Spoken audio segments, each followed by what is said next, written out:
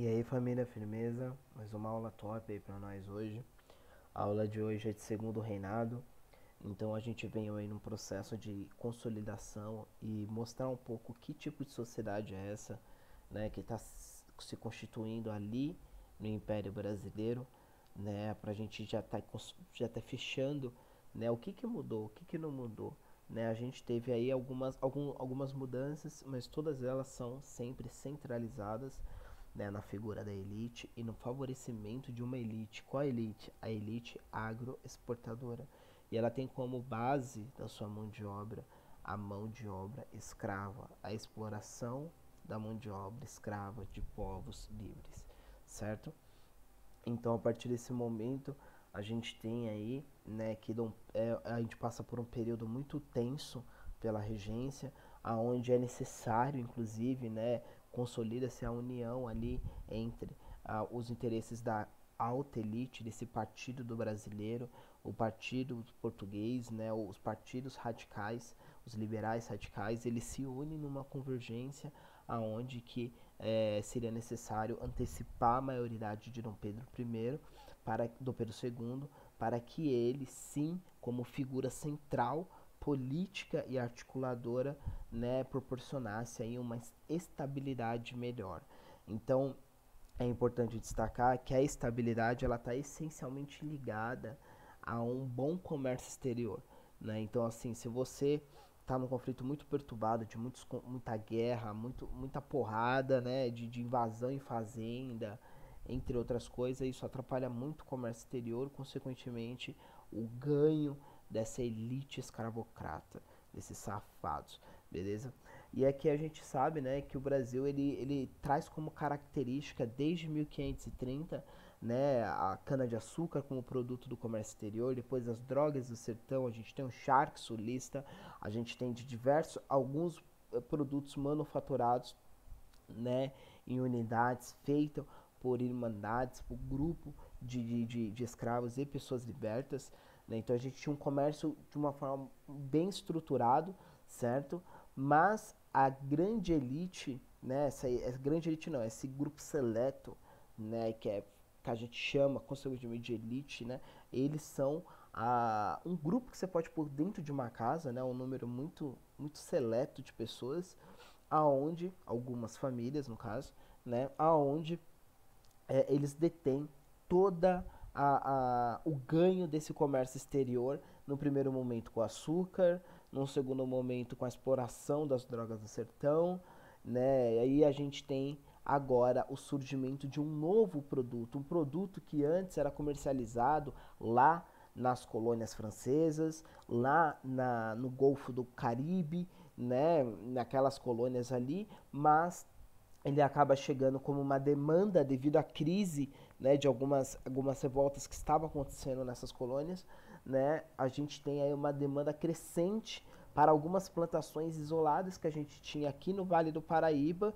e consequentemente com o aumento do valor e com o aumento dessa demanda, né, essa elite, né, essas pessoas que já tinham escravos, né, já utilizavam, exploravam a mão de obra escrava, direciona-se um grande contingente da sua riqueza e, e da sua exploração para as colheitas de café, né? Então essa elite na realidade não surge uma nova, né? Na realidade ela migra de um produto para o outro e surge essas grandes fazendas que a gente vai falar hoje, tá? Aqui algumas questões para a gente pensar, né, como o preconceito de cor, a marginalização, os abismos sociais, a desvalorização do trabalho manual, né, coisas que eram muito evidentes na América Portuguesa e transferem-se para essa sociedade, agora essa sociedade caracterizada dentro de um império, né, o quanto esses traços ainda são visíveis no nosso cotidiano, né, a gente é importante fazer um pouco dessa conexão no final dessa aula. Então a gente tem, né, que o período da regência é um período muito estável por diversas revoltas que ocorrem, muito pelo conflito político interno, né, que se dá. Qual é o interesse que esse país vai lutar? Então a gente tinha os farrapos, né, que eram uma classe ali dos liberais radicais, de uma elite de charque sulista, né, dos pampas sulistas, aonde eles tinham ali um interesse, né, de menos impostos sobre o seu sal, né, para que esse produto, a carne salgada, pudesse concorrer com o charque argentino da região da Plata, certo? Então é importante a gente ver que o que determinava o rumo da política desse império acabava afetando diversos setores dessa sociedade, entre a grande elite escravocrata do café, a elite mineradora, a elite escravocrata por um si, porque isso era o que eles tinham em comum, né, os liberais radicais, né, alguns portugueses que ainda consolidavam em seu poder o mercado, o monopólio do comércio exterior, né, esse frete, essa vinda, essa negociação, certo? Então Dom Pedro, com 15 anos de idade, ele chega ao poder e ele ativa o poder moderador, a primeira coisa que ele faz, né, e ele estabelece, através desse poder moderador, aquilo que a história chama de parlamentarismo às avessas, ou seja, ele utiliza-se do poder coercitivo, do poder aversivo, coercitivo, das ameaças do poder moderador, que essa função proporcionava a ele, certo? A ocupação desse cargo proporcionava a ele. A partir disso, ele consegue organizar, né, os interesses em um único objetivo, né, o objetivo central, que seria, no caso, a expansão, né, do território, né, a junção de um sentimento imperialista nesse primeiro momento, né, e, claro, né, o estabelecimento da segurança, não só da união entre Estado e igreja, mas também o Estado comprometido com a mão de obra escrava e também o Estado comprometido agora, né, com um exército que está completamente enfraquecido e que ele passará por uma reforma muito forte no processo da Guerra do Paraguai, que é o próximo encontro nosso, tá? Então, ele conseguiu, né, organizar esse cenário político a partir daquilo que a gente chama de parlamentarismo às avessas. Pernambuco, né, mais uma vez, ela é um palco, né, que a gente vê assim constantemente as revoltas, né? Porque ela é um centro de circulação de ideias muito forte, né? Então a gente tem um contato ali, um intercâmbio de ideias muito forte nessa região. Então desde 1530, né, a gente tem aí diversas revoltas, né? Pernambuco é o palco de diversas revoltas devido ao seu enriquecimento cultural, às suas grandes contradições latentes nesse período dentro dessas cidades, né? Como um grande ali concentrador de um abismo social muito evidente dentro de uma cidade. Então a gente tem esse processo, né, que acaba borbulhando, né, sendo um cenário, um palco muito que favorece muito a eclosão de diversos movimentos. Um deles é a Revolução Praíra, onde eles fazem, né, o Borges da Fonseca o Manifesto ao Mundo, onde ele reivindicava o voto livre e universal, a liberdade de imprensa, a garantia de trabalho, a nacionalização do comércio, ou seja, o comércio exterior, mais da cidade de Recife, ela estava monopolizada dentro daqueles que são brasileiros agora, né, mas eram portugueses. Tem dupla nacionalidade, né, agora, que são portugueses e brasileiros. Então eles queriam a nacionalização desse comércio para que esses ganhos também fosse virado aí para uma parte dessa sociedade. E você vê que as reivindicações, elas permanecem, as reivindicações, por exemplo, da Confederação do Equador, né? E eles radicalizam um processo muito mais forte, levando em garantia também o voto livre e universal, certo? A sua origem, né, dessa revolução, ela se dá basicamente às condições econômicas, sociais da província de Pernambuco, né, a alta concentração fundiária, como eu disse, né, ela é uma cidade onde tem uma desigualdade social, porque está concentrado dentro daquela urbanização, dentro daquele sistema. Está concentrado, e a concentração fundiária da região é muito forte, devido à sua história de constituição ali, desde os engenhos, desde aquele processo de doação de terras, né? Então a gente tem ali um palco muito forte para esse tipo de movimento, e a eclosão de ideias, né, o enriquecimento cultural de ideias, circulação de ideias que passam naquele território. Né, e a rebelião ela foi controlada em 85 pelas tropas governamentais, mas o que era importante trazer ela aqui? Trazer que Pernambuco, né, mesmo após a independência, já no segundo reinado, Pernambuco ela se mantém como uma cidade extremamente, como posso dizer assim, negligenciada por essa política imperial. Né, a ponto de todos esse momento, desde a independência anterior e já no processo de independência, ela tenta a todo momento se tornar-se independente, formar uma república, muito antes até do Império mesmo, ela já queria transformar-se em uma república, adotando a Constituição da Colômbia, certo? Mas todo esse processo ele é frustrado por todos os imperadores, né, e pelos regentes, consequentemente. Beleza? Então a política externa, né, a gente vê que há uma consolidação política por o Dom Pedro, a partir do parlamentarismo às avessas, que é proporcionado pelo poder moderador, ele consegue controlar o cenário político de conflito, de altas tensões, e além disso ele consegue consolidar internamente, né, ele consegue controlar por um determinado momento a região de Pernambuco, que era a região aí que estava mais tensa, também a região sulista por causa das revoltas dos farrapos. Beleza? Então algumas regiões ali estavam muito tensas, mas ele consegue controlar todas essas revoltas, né? Inclusive com os farrapos, com os revoltosos farrapos sulistas. Ele consegue entrar num acordo onde ele vai dar subsídio para o sal, aonde esse sal vai diminuir o preço e, consequentemente, o charque sulista vai custar menos no final da ponta da produção. Beleza? Então ele volta, se ele consegue consolidar essa política e os interesses agora são canalizados e voltados para a extensão desse território.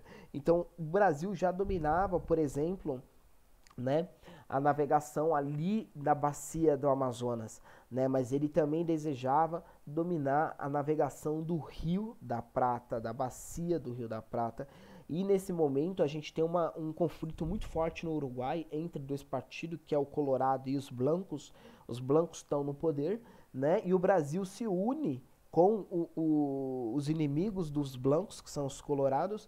Eles se unem com esses Colorados, né? Os grandes agricultores, esses criadores de gado sulistas, né, eles se aliam a esses colorados, invadem as terras do Uruguai, né, eles vão além da fronteira do Império Brasileiro, ocupam essas terras com seus gados, com as suas cercas, né, com as suas propriedades, e entram num acordo com o Partido Colorado, dando apoio militar a eles para esse confronto contra os blancos.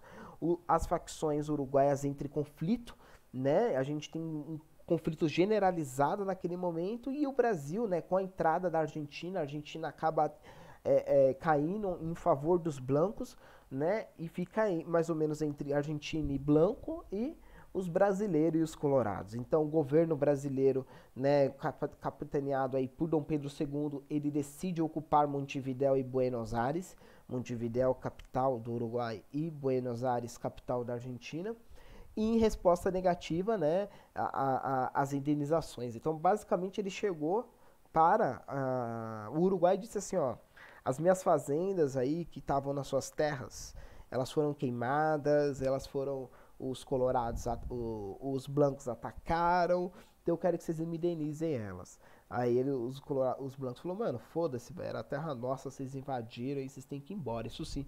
Aí os caras falaram, você não vai pagar a indenização? Então nós invadimos você. É isso, entendeu?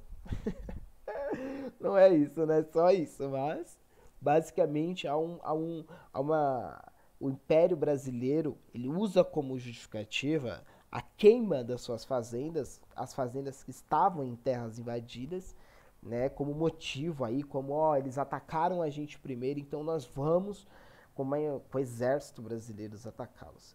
Aqui a gente tem o cerco do Paissandu, né? Que é a invasão da cidade de Montevidéu. Né? E aqui é um cavaleiro gaúcho. Olha, parece um estudante de humanas, parça. Cavaleiros gaúchos aqui, ó, usando como milicianos por caudilhos na região da Platina. Eles eram assassinos. Esse aqui, ó, Brown. Um mercenário, tio. Pss, pss. os MMORPG. Aqui é a Bacia da Prata, para quem não conhece, então é bom importante, né? Aqui, ó, você, Bacia da Prata, entendeu? Aqui é a Bacia da Prata. Por que ela é tão importante? Aqui no norte, aqui no norte, aqui no norte a gente tem a Bacia do Rio Amazonas. A Bacia do Rio Amazonas, ela conecta Colômbia, Peru, Bolívia, toda essa região aqui, ela conecta e desemboca aqui no Oceano Atlântico, entendeu? Perto do Caribe. Então, isso daqui é um importante posto de escoamento de produtos de toda essa região aqui. Isso daqui já é dominado pelo Império Brasileiro. Só que o Império Brasileiro preocupa-se também em aumentar a sua influência geopolítica, ou seja, imperialista, aqui na região da Prata. Para isso, Rio Grande do Sul, eles invadem as terras uruguaias com as fazendas, no primeiro momento, pede indenização, essa indenização há uma negativa, e a partir desse momento eles invadem o Império Brasileiro, a partir liderado pelo Rio de Janeiro, invade Montevidéu, que está aqui, e Buenos Aires, que está do outro lado da bacia. Essa invasão ela é importante para dominar a Foz. Quem dominar a Foz do Rio da Prata, basicamente, presta atenção, isso é importante para a Guerra do Paraguai. Quem dominar a Foz do Rio da Prata vai dominar o comércio pelo rio. O rio ele se estende pela Argentina e Uruguai, Rio Grande do Sul, Santa Catarina, Paraná, e ele entra pelo Paraguai e vai pelo Mato Grosso do Sul. Mato Grosso e Mato Grosso do Sul, entendeu? Então esse rio, ele conecta a região do Paraguai, da Argentina, do Brasil e do Uruguai. Então todos os produtos que forem comercializados por essa região e passarem pelo Rio da Prata, todos eles pagarão impostos para quem dominar a foz desse rio. Particularmente quer pagar imposto é colocar um pedágio, parça, entendeu? É um pedágiozão. Seu produto não paga, porque isso é dono do pedágio, e o produto dos outros paga. Ou seja, quanto mais imposto você põe, mais produtos, mais caro o produto fica, e consequentemente o seu pode concorrer com ele. Então aqui a gente tem um interesse muito forte dos Shark sulista em concorrer com o Shark da região da Plata, que é o Shark argentino. Então quem controla aqui, consequentemente o Shark argentino que for vendido nessa região aqui, ele terá muito mais imposto para navegar se o Brasil dominar essa região, e o Shark daqui do Rio Grande do Sul vai ficar muito mais barato, beleza? Então, basicamente, esses são alguns motivos que vão trazer a Guerra do Paraguai. Né? A Guerra do Paraguai vai ser a disputa entre Argentina, Paraguai, Uruguai e Brasil.